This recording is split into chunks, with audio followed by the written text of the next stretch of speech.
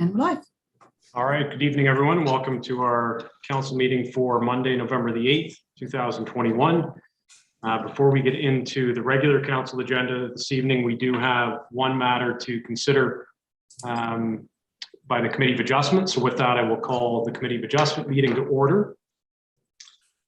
We have quorum established, so that's fine. And so tonight we do have a public meeting being held under section 45 sub 5 of the Planning Act to consider a minor variance application. The application, which is A21-07, is for the property located at 716 Victoria Street. The purpose and effect of the application is to request relief from section 4.16.3.1.7 of zoning bylaw number 38-2007 for height requirements. The application is seeking relief to permit a building height of 7.04 meters for buildings accessory to an agricultural use. The proposed building is a workshop, whereas the requirement is 5 meters. So I'll now ask the clerk for the method of notice for tonight's public meeting.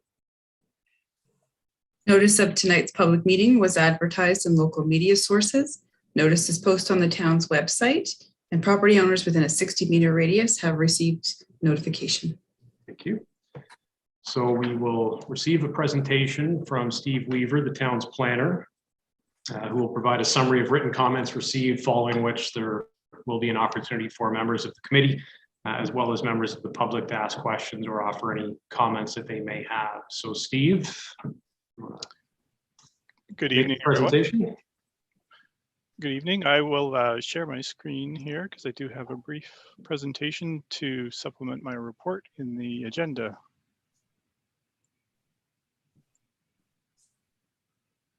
Okay, Mr. Chairman? Yep, looks good. Right. So a summary of the applications provided in my report. The application for minor variance was filed by Besley Country Market, the owner of 716 Victoria Street. Property is located at the northwest corner of 30th Side Road and Victoria Street.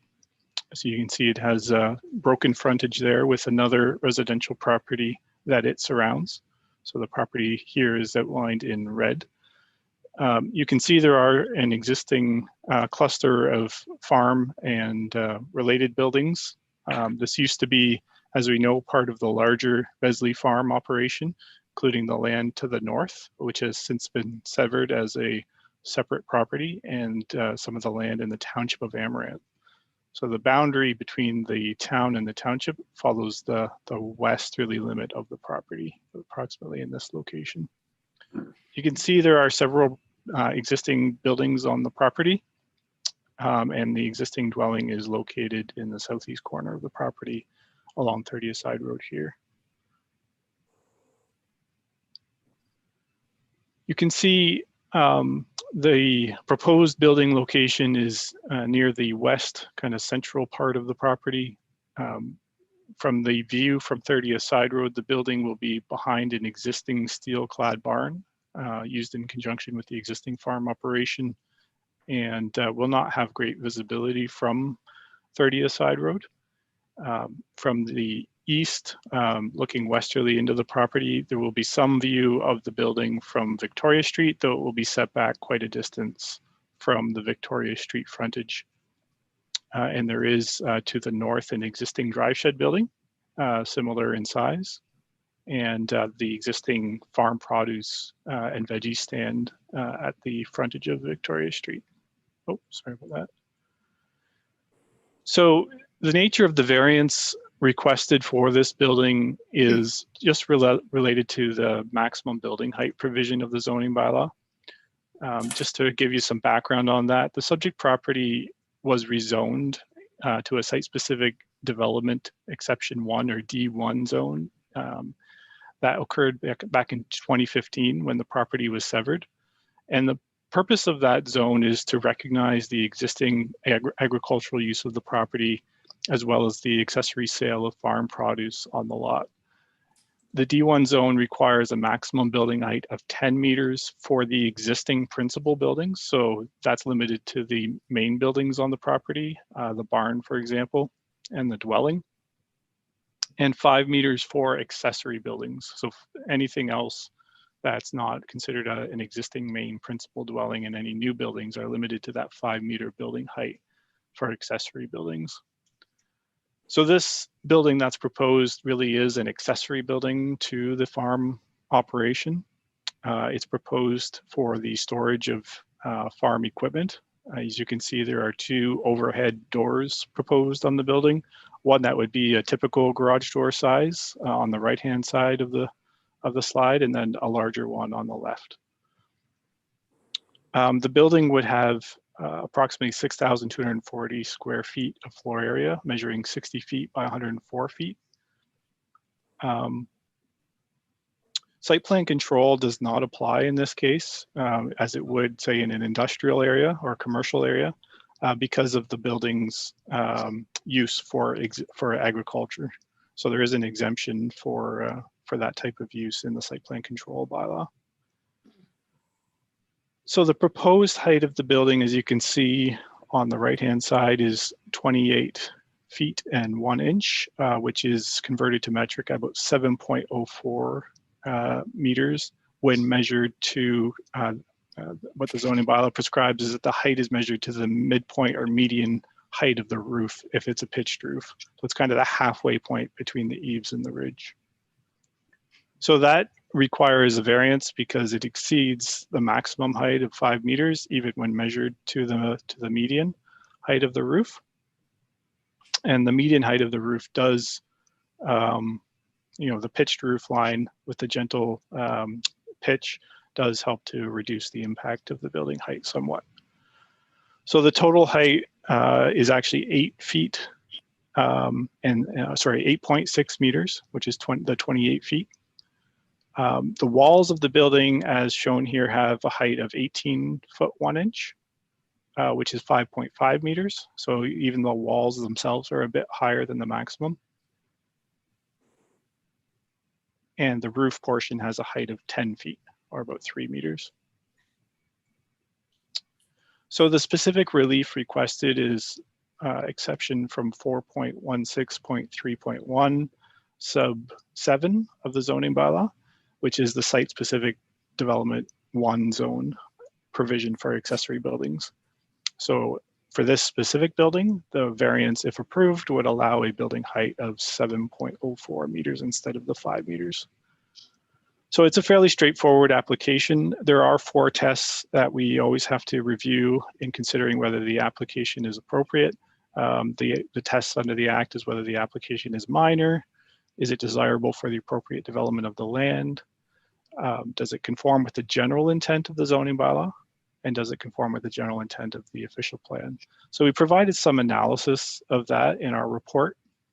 The proposed building height is 2.04 meters taller than the maximum, but will be shorter than most of the existing buildings and structures on the lot, and will have quite large setbacks from the lot lines, as I mentioned. So 61 meters from Victoria Street, 54 meters from 30th Side Road, and over 30 years from any lot line. So that and the fact that it's surrounded by open farm fields certainly means that it should not have any impact on any adjoining property or neighborhood. Is the application desirable for the appropriate development of the land? Again, we've reviewed that test and we find that it is appropriate because this will help to sustain the existing agricultural use of the property, which is permitted under the zoning. And it does actually conform with the intent of the zoning bylaw, the general intent being to avoid impacts of tall buildings related to, say, shadow or overlook or imposing visual impact on adjoining properties or rights of way. Again, because the height is similar to or less than existing buildings on the property and the setbacks of the building, we do not anticipate any undue impacts on any adjoining property or right of way. The other intent of the development zone is really to recognize existing land uses until such time as that land is brought into the urban boundary, and to prevent any kind of development that would preclude, say, future urban redevelopment of the land if the land is added to the urban area. As an accessory building, we really don't see this as, the the level of development or investment that would preclude the possibility of future urban redevelopment of the property.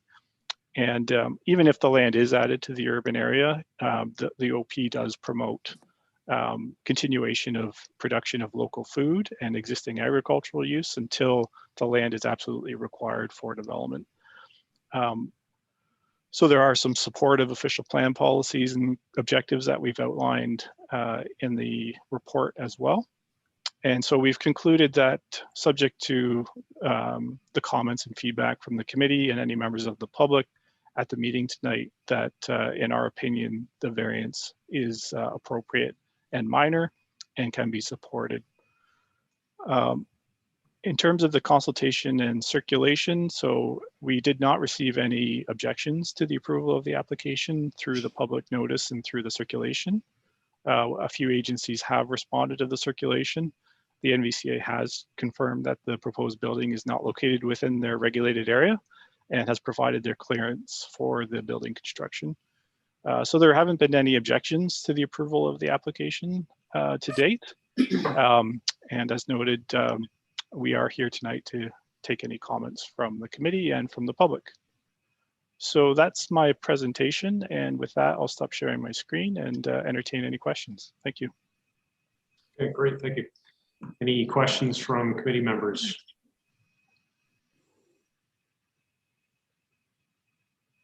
See any? Jennifer, are there any members of the public signed on? There are no public members registered for tonight. Okay. Right, so as Steve noted, his recommendation is to approve the application for minor variance. Are there any objections to that, or is there anybody who would like to make a motion? Board Member Bonato. Motion to approve. Okay, thank you. Board Member Fegan, is that to second that motion? Okay.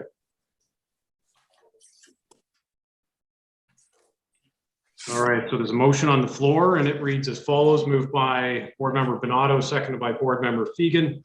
Upon considering the application, the committee is satisfied that the request is desirable for the appropriate and continued use of the subject property, maintains the general intent and purpose of the zoning bylaw and official plan, and is minor in nature. Accordingly, the committee resolves to grant the request.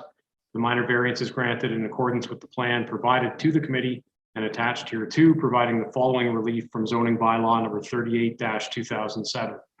Relief from section 4.16.3.1 sub 7 of zoning bylaw number 38-2007 to permit an accessory building height of 7.04 meters for a building accessory to an agricultural use, whereas 5 meters is required. Is there any discussion on that motion? All in favor? And that's carried unanimously. Okay.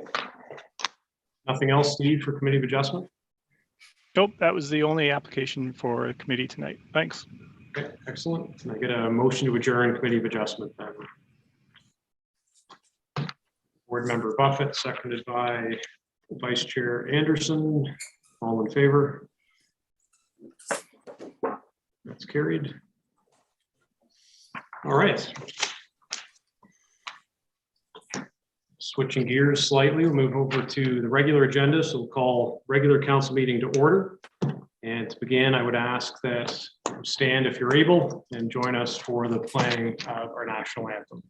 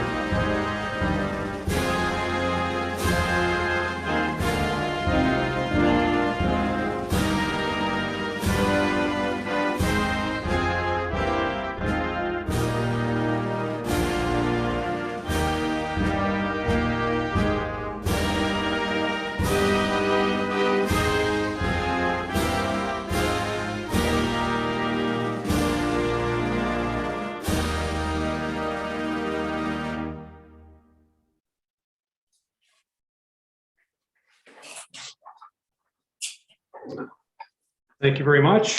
We would also like to acknowledge the traditional territory of the Anishinaabe, including the Ojibwe, Potawatomi, and Chippewa, and the people of the Three Fires Confederacy.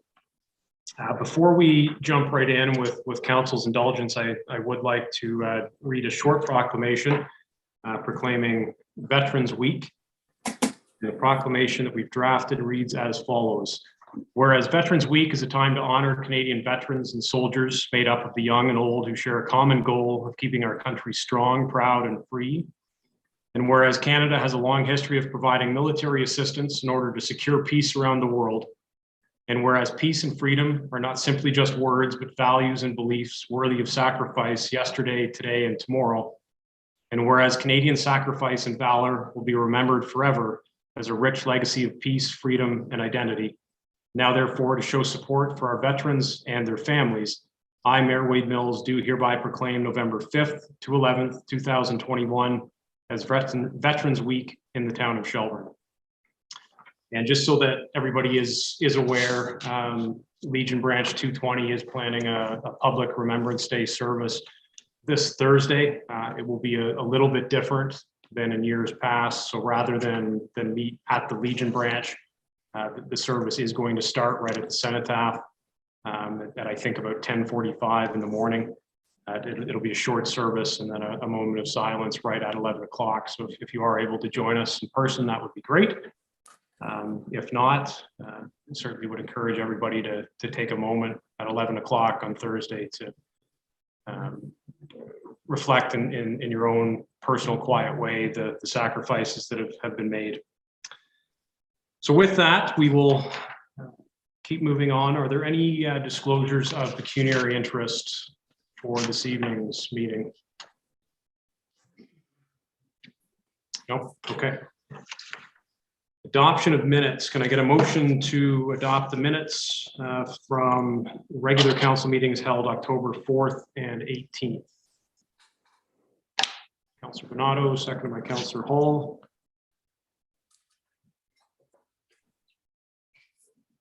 Any discussion on those? All in favor? It's carried. Okay, we're going to jump right into closed session. And Jennifer, we may be a little while.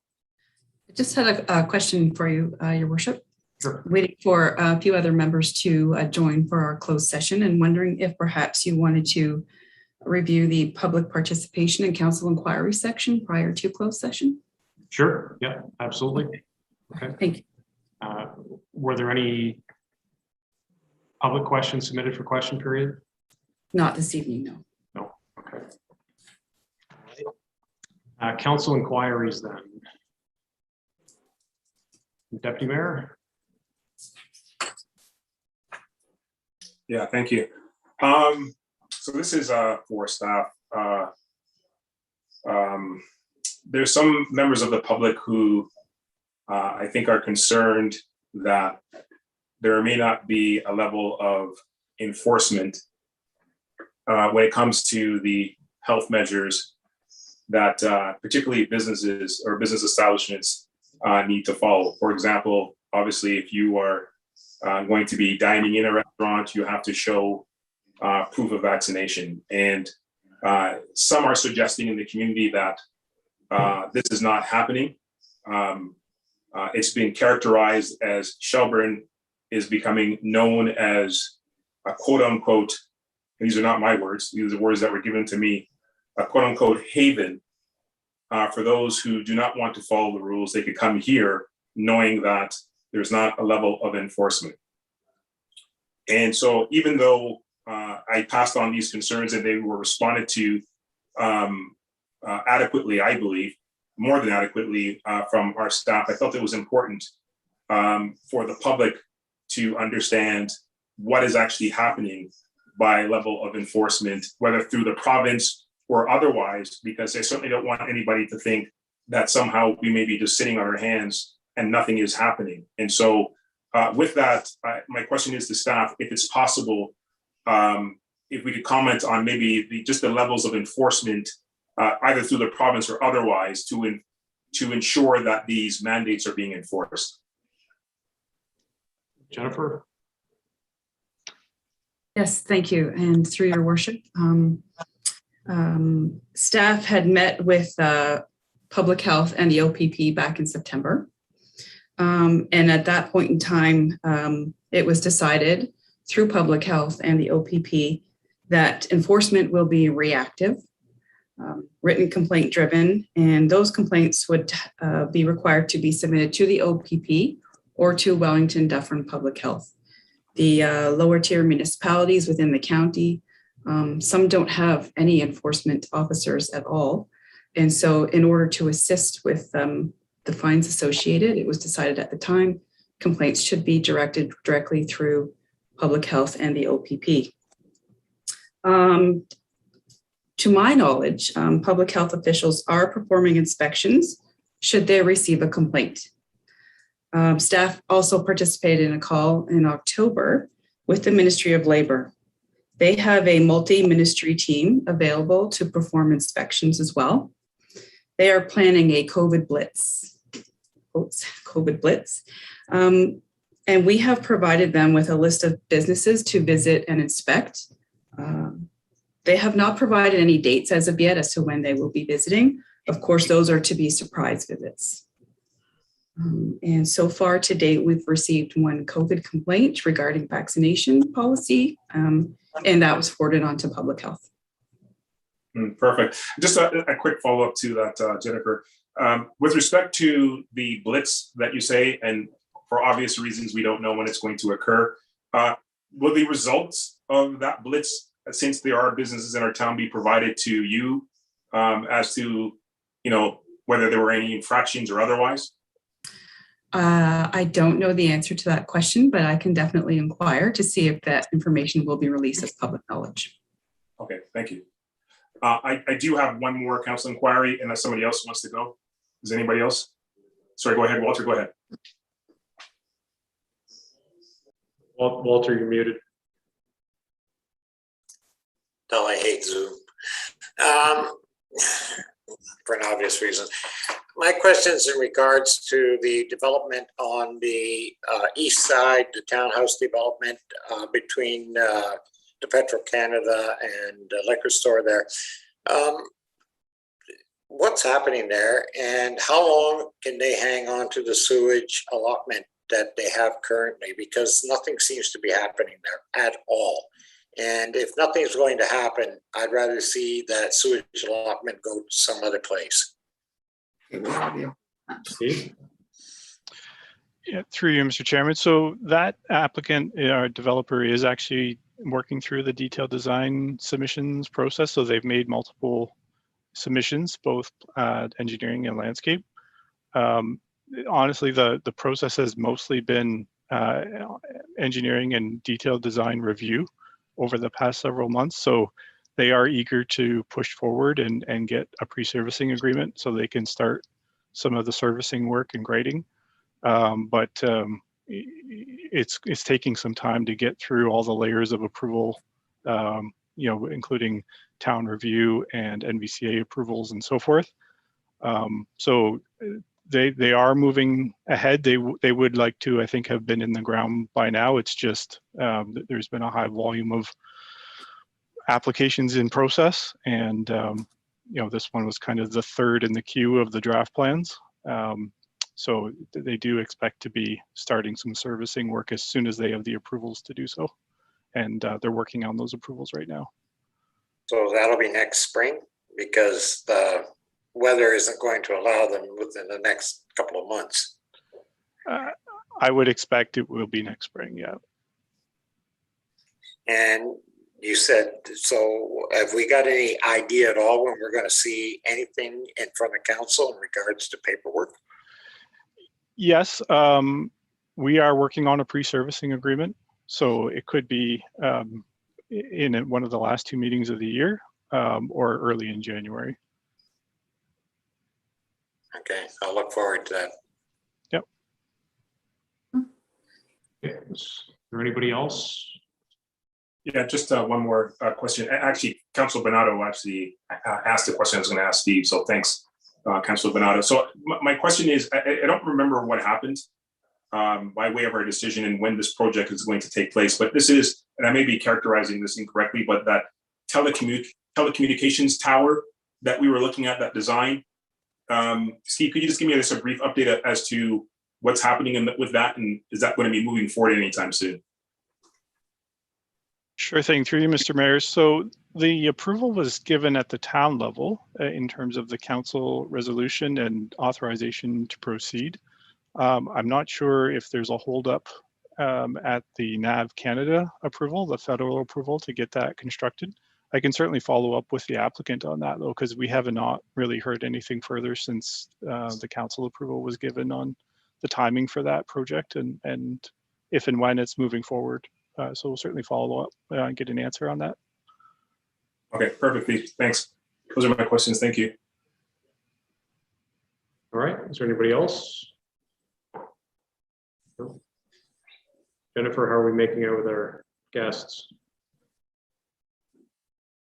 They have not arrived as of yet, but we can go into. Did we give them a suggested We told them time? 7:05. Oh, okay. We got 7 minutes. Okay. Steve Weaver. Yep. How long do you think you'll need for your first report? It shouldn't be more than 5-10 minutes. Okay. Can we try to keep it closer to 5? Yeah. Okay. Why don't we do that so we're not wasting time? So we'll move ahead to item number 1 under 7. Which is a report from the town planner regarding the bylaw to stop up, close, and sell a portion of First Avenue West, and further consideration of the condominium street name. Thank you, Mr. Mayor. And yeah, I can be brief because the council has received information on this recently. This is really just bringing it to formality that there is a bylaw now ready, bylaw number 64-2021. Really 2 purposes of that bylaw. The first is to take that small area of First Avenue on the west end and stop and close it, so it would no longer function as a public right-of-way or road allowance. And then in doing so, you can then surplus and dispose of it by selling it to Scone as was envisioned through their draft plan process. So they are at a point where they have a subdivision agreement authorized by council. They've satisfied the detailed engineering design requirements. The development is clearly moving forward as they've pre-serviced the site, getting ready to pull requests for municipal approvals of building permits. So it is at a point where we're confident that the sale of land by the town to the developer will facilitate that last piece of the development site to make sure that this all goes forward. So my report has summarized the requirements of the town's policy for the surplus and sale of municipal land. We have reviewed the bylaw with legal counsel as well. Now, there's a copy of the bylaw as it was drafted when the agenda went in your agenda package. The bylaw has been revised somewhat based on discussion with legal counsel, just to make sure we've addressed all of the Municipal Act requirements and that we won't hit any stumbling blocks when the bylaw gets registered on title. So just to quickly highlight those changes to the bylaw, rather than referring to the reference plan and filling in the reference plan number later once it's deposited, which is in process, we've attached a schedule to the final bylaw that shows the land that is subject to the bylaw. Again, that's just to give absolute clarity on where this bylaw applies. And secondly, not only would the bylaw give authority to the mayor and clerk to execute the necessary sale agreement with Scone, but also any other paperwork involved in that process. There was a little bit of revision to the preamble of the bylaw, just again, making sure we've properly referenced the legislation and whereases and the background of this. But I think the bylaw is ready for council approval. Once it's been given approval, it would be provided to the town's legal counsel and registered on title so that the remaining process can be completed for the sale of the land to Scone to integrate that land in the development. And then the second part of my report is really to deal with the street naming. So we had good discussion about that at a previous meeting. Information was shared around with respect to the railway history and some of the people who were significant in that. And there have been 2 street names put forward by the Heritage Committee, Winters Way, and I think the other one was Bennett Drive. So those are there for council discussion and direction to staff so we can complete the street naming, whether you want to do it as a result of my report recommendation or the Heritage Committee resolution, which I think is your next item. Either way is fine. I have confirmed with Scone representatives that they are comfortable with either of those name options. Thank you. And if you have any questions, happy to try and answer them for you. Okay. Thanks, Steve. Yeah, I think what we'll do, we'll consider the bylaw first, and then the Heritage Committee resolution is a separate agenda item. So we'll, I think, consider the street name under that one. Okay. Are there any questions for Steve? No. Okay.